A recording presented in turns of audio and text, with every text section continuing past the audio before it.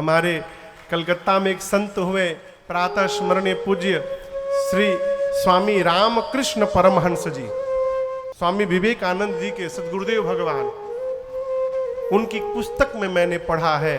स्वामी रामकृष्ण जी कहते हैं इस कलयुग में भी यदि कोई भगवान को देखना चाहे तो 3 दिन के भीतर उसको भगवान दिखाई पड़ जाएंगे। कितने दिन में? 3 दिन में। स्वामी विवेकानंद जी ने पूछा रामकृष्ण परमहंस जी से कि गुरुदेव आपको शायद पता ना हो, कलकत्ता में गंगा जी के किनारे काली जी का मंदिर है जिसका नाम है दक्षिणेश्वरी काली मंदिर। और चाचा जी वो जो मां है दक्षिणेश्वरी काली जी, वो साक्षात सीता मैया है। कौन है? साक्षात मां सीता, जानकी मैया है। भगवान रावण का जब वध कर दिए तो रावण के वध के बाद राम राज्य की स्थापना हुई, भगवान राजा बने अयोध्या में।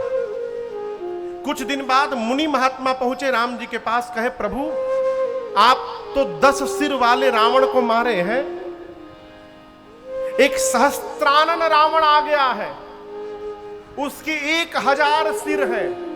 कितने सिर हैं? 1000। राम जी बोले मैं चलता हूं उसका संहार करने। तो लक्ष्मण जी, भरत जी, सीता मैया, हनुमान जी, सबको राम जी साथ में लिए शत्रुघ्न जी को अयोध्या का भार सौंप दिए कि जब तक मैं हूं आप यहां का भार संभालिएगा। राम जी का युद्ध करने कैंप लगा। सीता मैया कुटी कैंप में रह, जहां सेना होना रहे वहां कैंप में रहती थी, कुटिया में।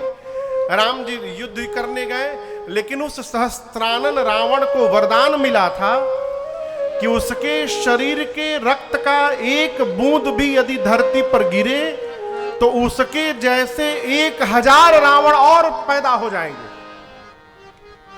कितने रावण? अब राम जी उसका वध किए, सर काटे, उसका रक्त का कण धरती पर गिरा, एक साथ हजारों वैसे रावण पैदा हो गए। अब राम जी मारते गए और रावण पैदा होते गए। ये स्थिति आई, चारों तरफ 1000 सिर वाले ही रावण दिखाई देने लगे। राम जी भी निराश हो गए, अब क्या करूं?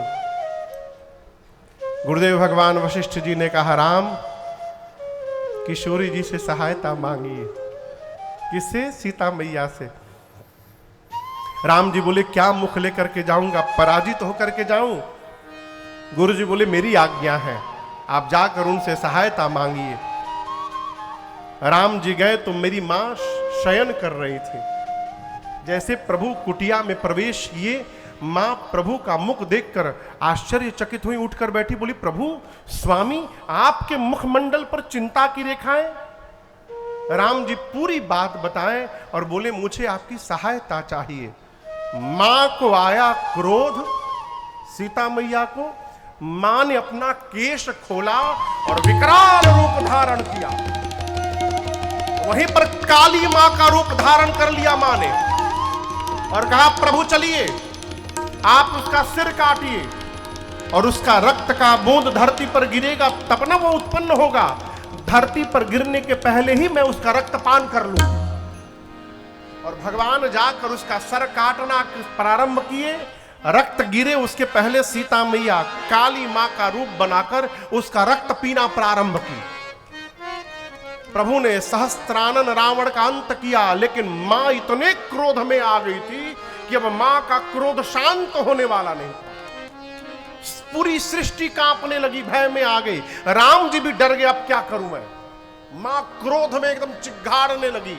तब भगवान शंकर आए, कहे प्रभु मैं कुछ करता हूं। मां चल रही थी क्रोध में, रास्ते में जाकर भगवान शंकर लेट गए। जब भगवान शंकर लेटे तो सीता मैया जो काली मां के रूप में है दौड़ रही है। दौड़ते दौड़ते उनका दक्षिण पांव, दाहिना पांव शंकर जी के वक्षस्थल के ऊपर पड़ा। जब सीता मैया ने नीचे देखा कि अरे ये तो मेरे स्वामी के आराध्य है, ये तो मेरे प्रभु के पूजनीय आराध्य है। मारे शर्म के सीता मैया की जिह्वा बाहर निकल गई और वही काली मां का स्वरूप प्रकट हो गया। और दाहिना पांव वहां पर पड़ा था, इसलिए उनका नाम दक्षिणेश्वरी काली मंदिर पड़ा। वो मंदिर है उत्तर में, कलकत्ता के उत्तर में है वो मंदिर, लेकिन कहा जाता है दक्षिणेश्वरी काली मंदिर। क्यों? मां का दाहिना पांव शिव जी के ऊपर पड़ा था, वक्षस्थल पर। आप में से कई लोग कलकत्ता गए होंगे तो दर्शन किए होंगे मां का। उसी मंदिर में स्वामी रामकृष्ण परमहंस जी पुजारी थे, मां की पूजा करते थे। और आपको सुनकर शायद विश्वास न हो, दिन में जब भोग लगाने के लिए स्वामी जी भोग की थाली लेकर मंदिर में जाते थे ना, तो मूर्ति में से साक्षात काली मां प्रकट होकर के बैठ जाती थी नित्य।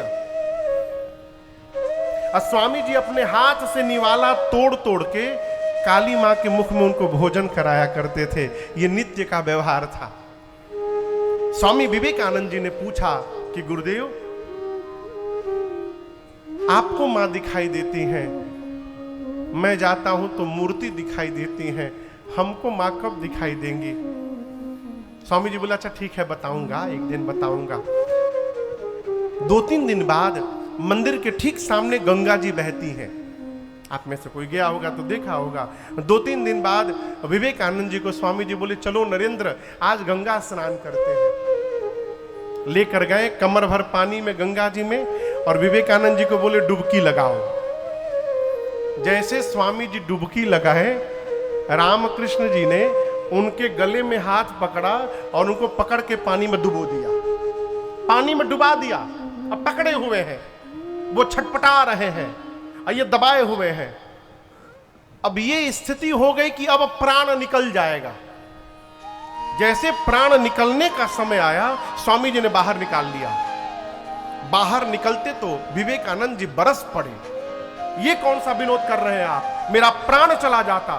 स्वामी जी बोले, नरेंद्र क्षमा करना, मैं भूल गया था कि तुमको दबाया हूं, मैं भूल गया था, क्षमा करना हमको। दोनों गुरु शिष्य स्नान किए।